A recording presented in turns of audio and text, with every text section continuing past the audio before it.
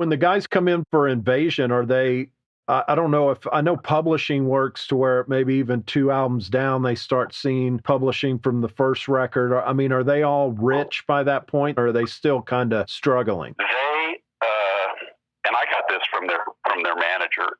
Each one of the guys in the band at the end of the out of the cellar cycle had a net worth of $1.2 million. So, and considering that they were gutter snipe when we went in to make Out of the Cellar, these guys were feeling pretty rich. Yeah, we're feeling pretty good financially. I know you always had the tension going, but as far as cutting the record, but once it got going, were they more trustful? Yeah, of course.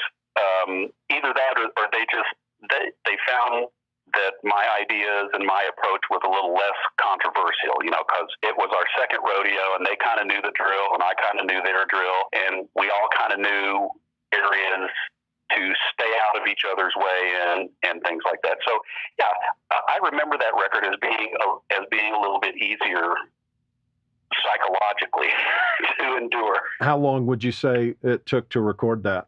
All in all, that record took a while. I mixed it in New York, and we mastered everything at Sterling, so that was right across the street in New York as well. So probably about 3 months, or did it take longer than that? That one was probably had a 3-month window, I'm pretty sure, because obviously at that time, we didn't really have any budgetary restrictions, although I still did a budget, but Atlantic.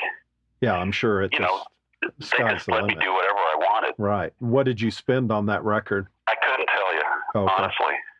But that was another big bone of contention I found out later, was that Warren in particular didn't understand the way that funding for a record works. So he thought that if, for example, the budget was $100,000, Atlantic came over and gave me a duffel bag filled with dollar bills, and Beau got to spend it however he wanted to spend it. And so it made Warren in particular really mad. And he confided in me one day. He said, "I just hate the way that you rush us into our sessions. I hate the way that you start at 10 o'clock every day." And I said, "Why? I'm doing it to save you guys money." He said, "No, you're not. You get to keep all the money." And at that point, the light went on in my head, and I went, okay, now this clears up a lot of the frustrating conversations that I had with these guys over the years. Was somebody had told them along the way that Atlantic writes checks to me. And I said, "No, I don't see a penny. I don't see anything. All the vendors get paid at source, which is Atlantic. So they send an invoice to Atlantic after I've signed off on the invoice, and Atlantic writes them a check. I don't ever get a penny. And as a matter of fact, if I go over budget, then it's coming out of my end." Oh, I didn't know that.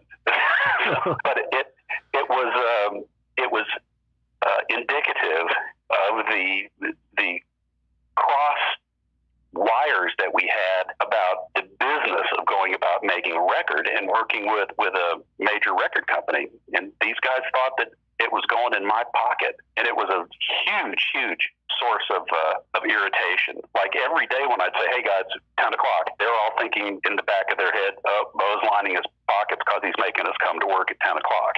Amazing. The one thing, though, that stands out is, again, a lot of these guys that I've interviewed didn't think of not just publishing, but didn't think of anything. So it's almost remarkable that they were that paranoid about it. And not only that, Warren is just like a little kid at that point, right? Yeah, I think we did Cellar. He was 19. That's pretty unbelievable that he even gave a shit about that at that time. Well, I don't think he did at that time.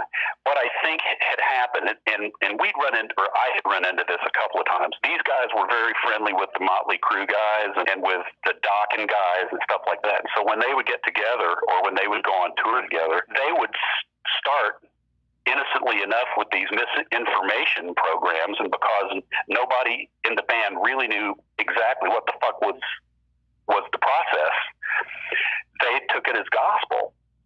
And we had one run-in where Blotzer had played a rough mix of something, and Tommy Lee said something that offended Blotzer.